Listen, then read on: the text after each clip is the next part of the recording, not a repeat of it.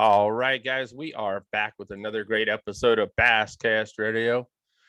I am Brian. I am your host tonight. Hope you guys are all doing well out there in radio podcast land. We got another great guest with us tonight. We have Mr. Drew Six, who won the last NPFL event on Lake Hartwell. So congratulations to him.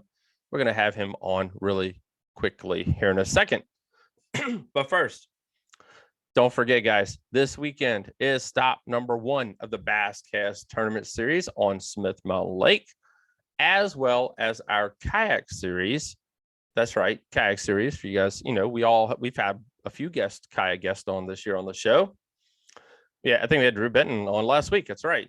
Our online May kayak event starts Sunday. So it's a busy weekend right here at the basscast.com.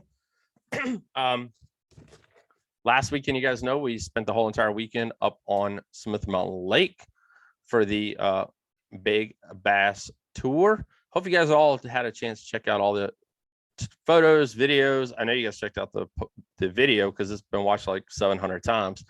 But thank you guys for checking out everything. I did upload all the photos there. I really usually don't do that, and I probably won't do that again because, well, I got a message from my server today. We're taking up too much space, but we got to continue. So we're going to go back to the videos in the old way.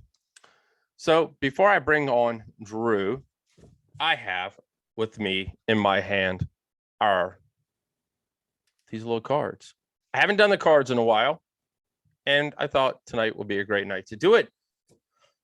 For you guys who go visit the website and listen to the podcast, we really appreciate that. Check out the video on YouTube or any other location it's located. Thank you all. But this podcast is on a lot of networks. So here they are. First, Google Podcast, Castbox, iHeartRadio, the #1 podcast in the world, Apple Podcast location, Spreaker, it's where it's hosted. We are on Spotify, and last but not least, Deezer. That's right. So if you got any of these downloaded on your phone right now, and I forgot one more for you guys who have Alexa. That's right, Alexa.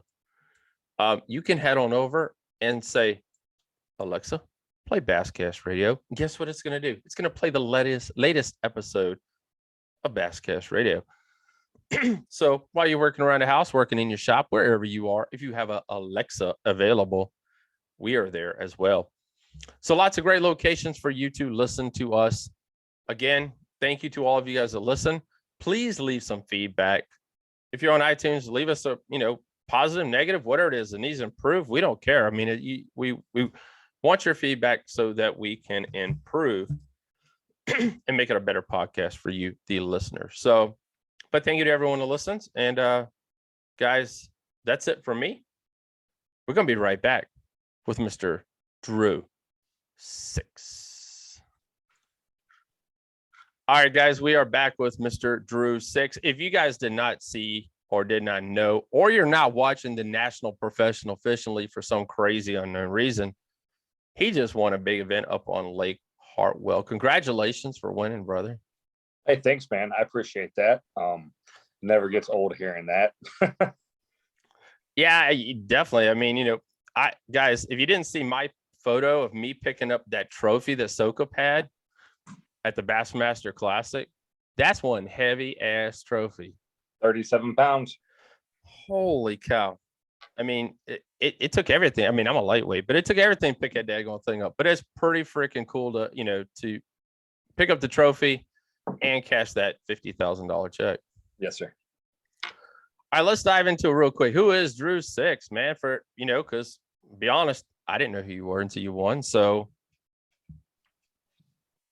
I'm from Ohio. I'm a Great Lakes fisherman. So I live in Akron.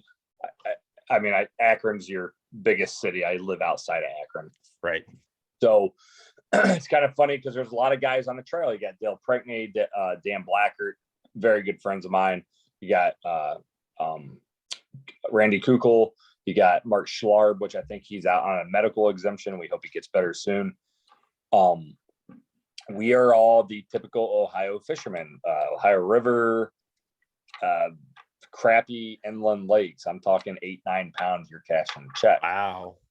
We do have some good lakes, though, that push 20-25 pounds out. Mosquito is one of them. Portage Lakes is another one of them.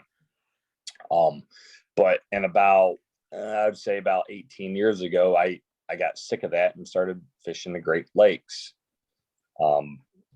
with no experience at all. And then it just kind of transpired. I got a couple top 10s in the BFLs. I got a couple top 10s in the Toyota series. That's all on the smallmouth, though. Largemouth were not my forte, right? As of 2021. So the NPFLs, you can look at my stats. I took kind of a hit, right? The largemouth just weren't. I had some good trends, but I just could not maintain 3 days. And I think what that came from is I did not have any confidence in shallow water. I've been an offshore guy for for 20 years, right? You can't do the same thing in shallow water that you do offshore. So I kind of switched gears this year and I went shallow. So I had a blast. I'm still determined to be an offshore angler for smallmouth because that's how they work. But the whole shallow thing has changed my eyeballs. That's cool. You know, it's funny you say you're from Ohio because we were at the Tennessee Expo at the East Tennessee Valley Fishing Expo, and I met some young men from Ohio that had a tackle company.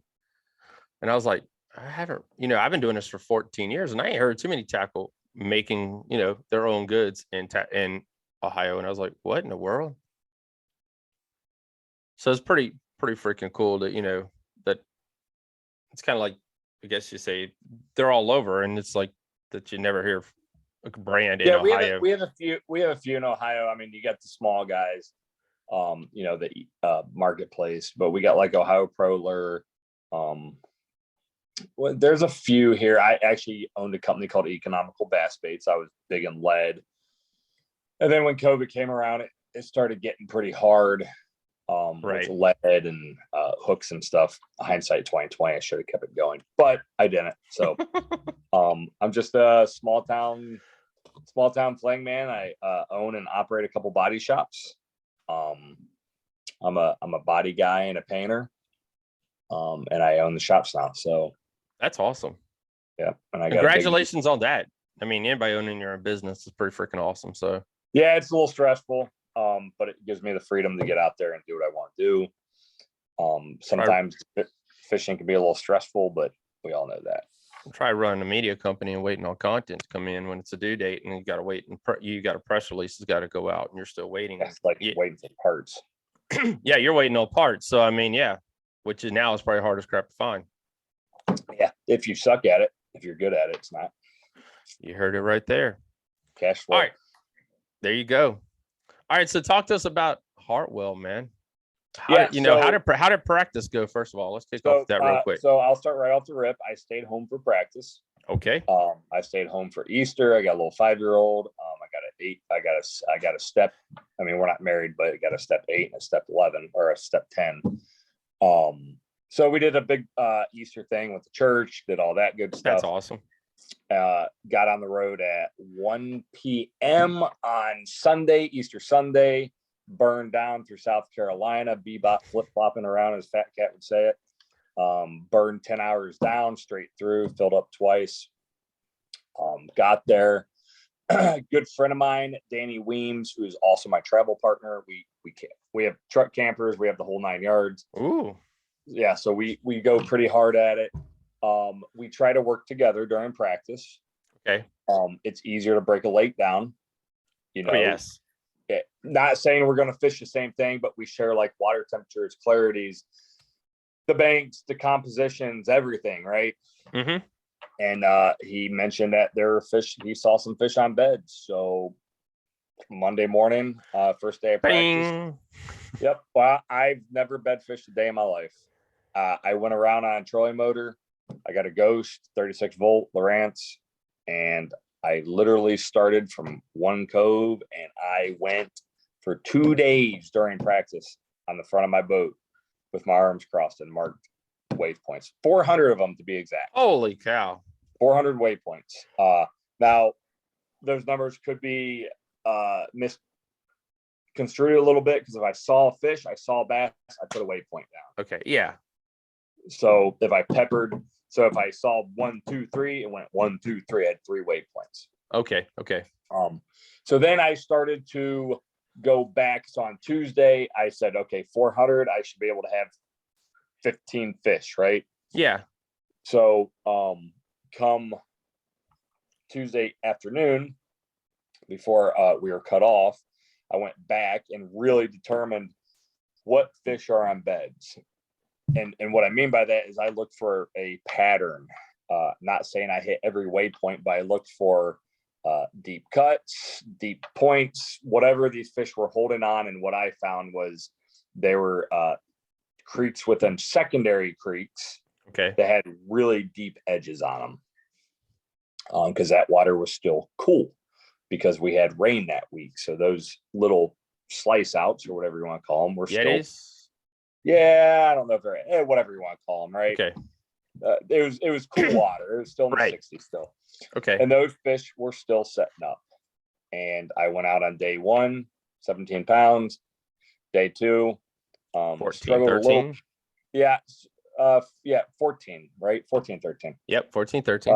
Struggled a little bit, meaning I didn't want to lean on it real heavy on the second day, because I knew there would be some heavy pressure on Saturday, and I knew the point fish were not. I knew that point fish were not feeding on blue herring yet. Because if you look in the middle of the lake, you could see the shad busting, right? Which tells me they're not shallow. That's just, I mean, it's common sense. Okay, Yeah, you don't see them busting shallow. You see them busting deep. They're out there still. So on day 2, I didn't lean on them heavy. And day 3, I come out of the gate with. I mean, yeah, I had to take advantage of them. 19-1 is what you was the final day's yeah weight. I was kind of disappointed. So I don't use call tags. I don't know if you watched any of the live. I don't use call. I was not. That's the first one I missed live, because we had the Big Bass Tour here on Smith Mountain Lake this weekend. Yeah, for 3 days. I do not use call tags. Okay. But at the same time, my scale blew out of the boat. Or it's in there and I just haven't found it yet. But it's probably in the cooler, if I'd have to take a guess, because I haven't looked there. I just thought about that. It's not in the cooler. I was not able to call based on weight. I was able to call based on length and mouth size. Right. I do run a Nitro XL 21, or I'm sorry, Z21 XL, which has 2 separated live wells. Obviously, if you got a 6-pounder and a 4-pounder, those are going in one side and the other ones are going in the other side. Mm-hmm. But when you start getting a live well full of 3.5s and 4s and 5s, it gets a little more complicated. So yeah, 19-1, I come out of the gate, back to my guys around here. Yes, I know I didn't break 20 pounds. It's an old joke with me, because on the Lake Erie stuff, man, I'd be like 1915, 1914. Oh, wow. Yeah, just constant upper high 19 pound bags, which isn't enough up here. So it's an old joke, but I will take a 19-1 on day 3 on Lake Hartwell on a Saturday. Yeah, you finished the event with 51.5. Patrick Walters was right behind you with 46.14. Stand up guy. Yeah. Another gentleman we've had on the Bass Cast Radio mini episodes. We just got a thing with everybody down in South Carolina. I don't understand what it is. It's like there's a bunch of them.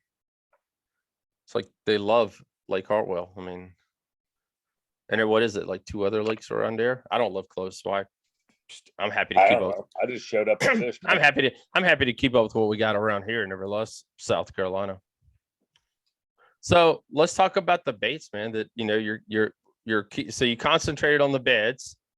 Did you concentrate deep at all, or did you pretty much stay the beach? No. So my beds, so we got a lake up in Michigan called Burt Mullet. Okay. You ever heard of the flogger? You know what a flogger is? I think I've heard of it once. That's or twice. the big orange cone, and you stick your head in it. Oh yeah. Yeah, Chad Pickens is big on it. We use those up north. Okay. You're fishing for smallmouth and up to 20 foot of water on their bed. So I look for really deep beds, 6 to 10 foot. Okay. And then I would observe how these fish were acting when you throw into them. Well, a lot of these fish had just dropped their eggs, or they were rolling to get their eggs out. Okay. Means the bluegill would stop moving in. So I needed to develop something that, or come up with something in my head that did not disturb the water, right? Because these fish are on guard, man. Whether they're big males or females that were just being a little protective before they got out of there, you had to really figure out what was going on. So I mimicked a little bluegill. Oh. And now whether you want to say this looks like a bluegill or not, that could be, we could argue till we're blue in the face on what bass see, right? I mean, yes. Yeah, you hear that they're colorblind. Then you hear that, well, they can't see something. And then you hear, they feed off of sound. They feed off sound. So I used we're not holding any secrets here. It's a Z-Man Jerk Z 3 3/4. So this is their new size for 2021, 2022. Okay. And I put it on a little, they call it the Texas. It's got some big eyes on it, cross eyes, Texas rig. And when this thing sits in the water, it falls and it sits like this because Z-Man floats. It's buoyant. So when it's like this, it looks like a little bluegill feeding on their eggs. And that did the trick, man. That was it. That's awesome, dude. But the biggest thing was that line right there. It's 6-pound test. And that's what made the biggest difference. That slow fall? No, you can't. It doesn't displace water. It doesn't displace. Oh, I get what you're saying. Yeah, so it doesn't scare that fish. Yeah, we were the fish up here were on the beds this past weekend. I went out for a little while during the tour, and we were throwing big old swim baits, and they were like they weren't eating them, were they? No, they're kicking them off. Like, get away, we don't want you. And this, and then I would actually, they don't sponsor me. I don't even know where I got it. I think I found it in my bilge. I think somebody from the factory left it in there. JJ's Magic. Oh yes. It's a blue dye. Whew. It's bad. Like this is like 12 wings and a lot of beer. That stuff, JJ's Magic Sauce has been around, guys. I know since I started this thing. 15 to 20 years is how long this stuff's been around. Check that out. Check that tail out. Yep. Boom. Boom. Boom. Well, as you can see, blue's my favorite color. And we're at a blue heron lake. So yes. What do I do? Blow it up. Blew it up, man. All right. What type of rod and reel you like throw that thing on? It's not disclosed. Okay. Not I'm Tatsu. I'm a diehard Tatsu Seagar guy. Okay. And Z-Man hardcore, but the rod and reel are not relevant. Okay. So sorry people out there. They had their chance, but they're not getting it. So we'll be blunt on that one. Oh wow. Oh yeah. All right then. Yeah, buddy. I understand that. I mean, if you zoom in on the pictures, you'll see.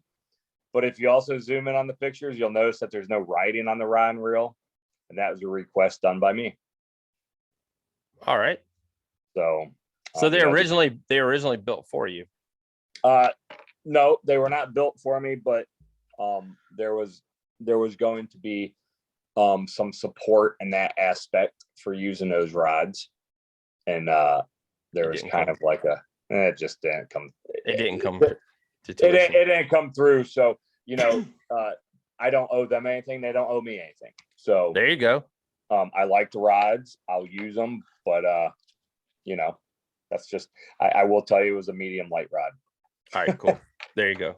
Yeah. You heard it right there. All right. So taken away from this event, man, I ain't got the schedule brought up. I wish I did. So we got Watts Bar coming. We got Watts Yeah. Bar coming up next. TVA Lake, right? And then we got Michigan. We got Saginaw Bay, and then we got Sandusky Bay in Ohio, and then we're going to Florida. So yeah, go figure. Of all the, everybody else comes up, and you guys are going down. Yep. Back up, down. But the cool thing is about the NPFL, I know that they, I'm friends with the owner, and they've talked about that they created this league for the working man, and they didn't want to have all the events on top of each other. Right. 30 days. You got 4 weeks between each event. Right. You can go home, spend time with family, go to work, like you said you did this morning. Did Monday. In the shop, and Monday in the shop. So yeah, they created it for that. If there's one event you're looking forward to, what would that be? Besides your home lake, besides your Ohio, Sandusky, or I'm sorry, not that's home lake. Saginaw Bay. Saginaw Bay. Okay. Yeah, that'll show up. That'll show out. That'll be. There's a lot of good sticks on the tour on our league right now. You got Buck Mallory. You got Ross Rhodes. You got Rick Rick.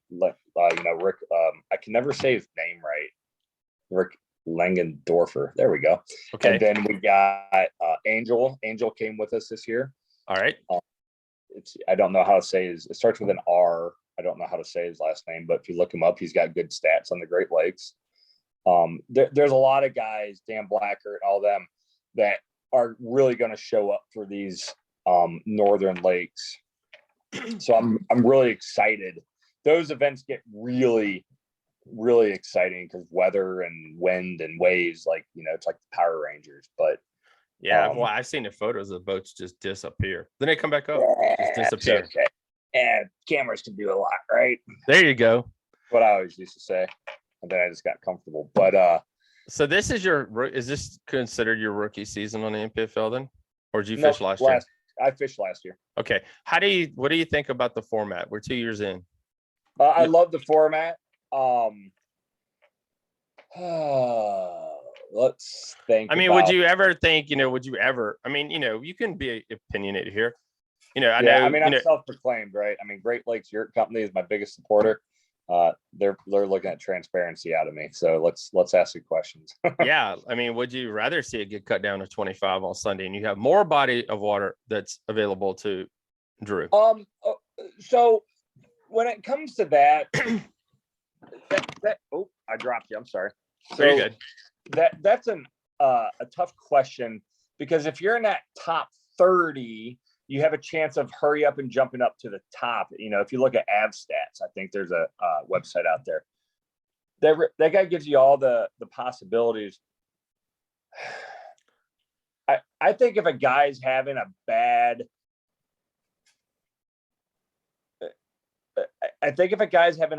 2 days, and he knows that there's like no chance, I think he should be able to call his points on day 2.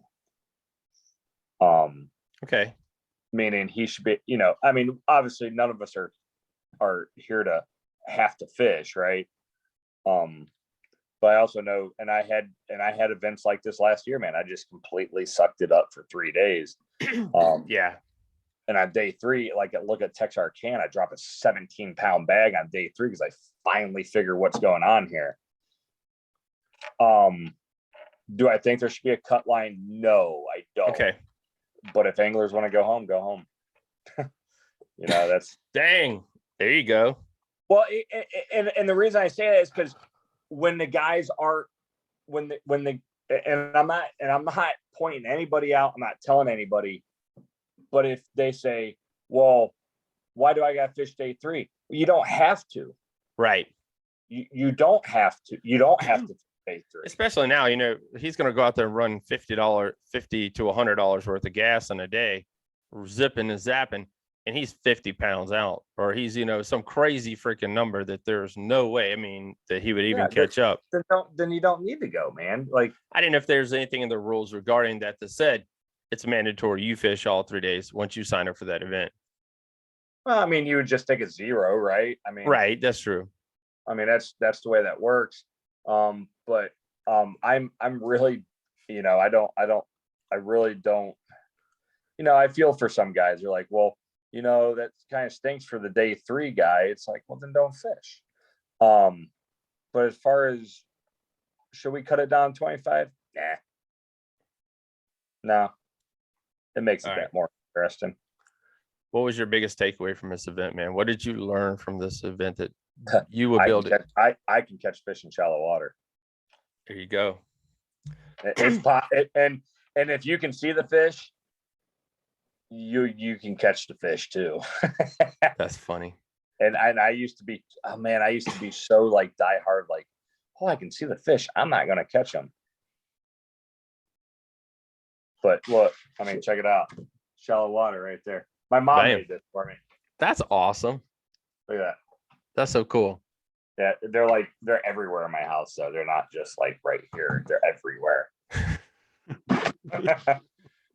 All right, so guys, we started this new thing called the Fast 5, and it's 5 questions. First question, some are related to bass, some are not. What's your greatest achievement? My greatest achievement? Yes. Being a good dad. Awesome. Who is your biggest influence? My father. Okay. Did he take you fishing? Yes. Yeah. He's the 6th. So my last name is 6th. Everybody in the 6th generation has always tried to make it to a professional level and win a big event. So. What did your first bass weigh? Oh, geez. You can say, what was your, okay. We just came up with these. What's your first tourney bass maybe weigh? I got a big bass. It was 6.8. It was a smallmouth. All right. What's your favorite travel food? Travel food? Like when you're on tour and stuff like that. I know we don't always eat the best. So Kelsey makes a bomb ass buffalo chicken. Ooh. Like pita bread, and I eat it cold.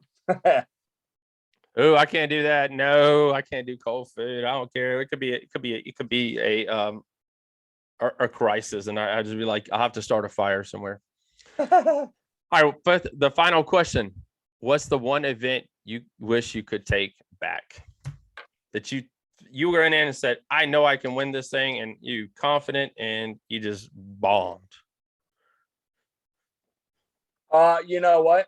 That would be 2020 era Toyota Series first event on Lake Erie. So it'd be event number 1 in 2020 on Toyota Series. That's awesome. Yeah, I was I was like out by like an ounce, and I did not practice for large. Wow. Drew, man, we appreciate you coming on talking with us. Thank you for taking a little bit of time out of your schedule. You're an awesome dude, man. Thanks, man. If you ever need me again, you got a great personality. I think I'm gonna put you up there right next to my co-host, Mr. John Soko. John's a good dude, man. He's been on like 5 episodes.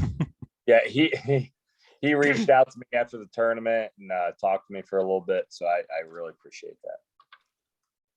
Yeah, John, I guys, we had a conversation about John the other day, and I looked it up, and he's 27 years old. John is? Yeah. He is the glue that's kind of held this whole thing together, if you ask me. He's been, really, he's just one of those people. And if you go look at my Facebook page, it's me, him, and John, my fiance. So from where he fished the Toyota event up on the James River 3 weeks ago. Yeah, 3 weeks ago. Cashed a nice check. 3rd place. There he goes. So he's cashed a check so far, I think, in about almost every event. Yes, he has. He's a good stick. So, yeah. Brother, man, appreciate you. Thank you for talking with us. Good luck the rest of 2020 to you. And hopefully we can get you back on. And, guys, don't forget, check out the product from Z-Man. Hey, Fisherman Central's got a buttload of these in stock. I promise. they're not going to last. Hey, is there anybody you want to thank real quick before you leave, man? Yeah. Thank my dad, my mom, Kelsey, of course. She's hiding. I don't know where she's hiding, but maybe she's in a cage. I don't know. Just kidding. Just everybody, sponsors, Great Lakes Yurt Company, Lawrence. Nitro does not sponsor me anymore, but they actually came through with a nice contingency package at the end. Well, that's nice. So I will give them total props for that. I love the boat. It's a good platform. That's a totally unbiased opinion now. Yeah. Mercury, Lawrence, I already said that. Great Lakes Yurt Company, Z-Man. Look, same thing I've used the entire event. This one, I've never replaced it. Thing is shattered, man. It's like, it's crazy. Okay, gosh. Yeah, same hook too. Just everybody out there, man. Family, friends, support, everything. You guys, Fisherman Central, we're all good, man. All right, brother. Thanks for talking with us, and we'll be talking to you again soon, I hope. Thanks, Brian. We'll talk soon. All right, guys. We really appreciate Drew for coming on and talking with us. What a podcast, man. He's a heck of a dude, man. That's like, guys, just FYI, you need to be following Drew Six. Head on over, give him a follow on social media right now, and follow him throughout the rest of his career. He's just like the rest of us here in Central Virginia and all over the US of A who fishes weekend tournaments, who had the wonderful opportunity to fish with the NPFL. And guys, he's out there cashing checks, and that's what it's all about. So congratulations to him. And guys, don't forget the Bass Cast Tourney Series back on Smith Mountain Lake this Saturday. And for our kayak anglers, our online May tournament begins Sunday. So have a great night, everyone. Have a great weekend, everyone. Be safe out on the water. Hopefully Bass Geek will be back with us next week. Hope you guys enjoyed the show. And don't forget, check out all those podcast networks I said before.